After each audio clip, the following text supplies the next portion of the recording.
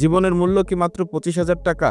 জীবনের মূল্য কি 25,000 টাকা হতে পারে? সেটা কিন্তু আমার জানা নাই। আপনাদের জানা আছে কিনা জানি না। তো জীবনের মূল্য 25,000 টাকা করে দিবে যারা মারা গিয়েছে, আর যারা আহত হয়েছে তাদের 15,000 টাকা করে দিবে গভর্নমেন্ট থেকে। কিন্তু বিষয়টা হচ্ছে যে অব্যবস্থাপনার কারণে এই দুর্ঘটনাটা ঘটলো, তাদের কি সর্বোচ্চ শাস্তি হবে? তাদের হয়তো সর্বোচ্চ শাস্তি হবে না, তারা হয়তো জামিনে বের হয়ে যাবে, বা দুর্ঘটনা তো দুর্ঘটনাই, এরকম ইমোশনাল কথাবার্তা বলে হয়তো 9, 6, 14 বুঝায় দিবে। কিন্তু জীবনের মূল্য কি 25,000 টাকা হতে পারে? যে ব্যক্তিটা আহত হয়েছে সেই ব্যক্তিটার 25,000 টাকা বা 15,000 টাকায় তো তার চিকিৎসা নাও হতে পারে। গতকালকে ওইখানে ফায়ার সার্ভিস এবং স্থানীয়রা অনেক লোকজন প্রায় 8 জনের মতো জীবিত উদ্ধার করে। তাদের মধ্যে 3 জন পুরুষ ও 5 জন নারী ছিল। তবে হাসপাতালে নেওয়ার পথে চিকিৎসক 2 নারীকে মৃত ঘোষণা করে। বাসের ভেতর থেকে 22 জনের মরদেহ উদ্ধার করা হয়েছে।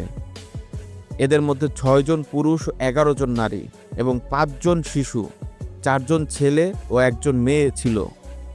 সব মিলে মৃতের সংখ্যা দাঁড়ায় 24 জনে। এর মধ্যে ফায়ার সার্ভিস উদ্ধার করেছে 22 জনকে। স্থানীয়দের মধ্যে উদ্ধার করা হয় 2 জনকে, নিয়ে পরে হাসপাতালে নিয়ে যাওয়া হয়। স্থানীয়রা তাদের উদ্ধার করে। নৌবাহিনীর ডুবুরি দল কেউ একজনকে উদ্ধার করে। আনুমানিক এখনো 8 জন নিখোঁজ রয়েছে। তাদের উদ্ধারের চেষ্টা চলতেছে এখন পর্যন্ত। উদ্ধার অভিযানে ফায়ার সার্ভিসের 4টা ইউনিট কাজ করতেছে। 10 জন ডুবুরি অংশ নিয়েছে। এছাড়া পুলিশ, সেনাবাহিনী, কোস্টগার্ড, স্থানীয় প্রশাসন, যৌথ বাহিনী ইত্যাদি ইত্যাদি তো আছেই। কিন্তু এই উদ্ধার কর্মকার্য যদি আরো একটু আগের থেকে শুরু করা যাইতো তাহলে কিন্তু হয়তো আরো কিছু প্রাণ বাঁচানো যেত।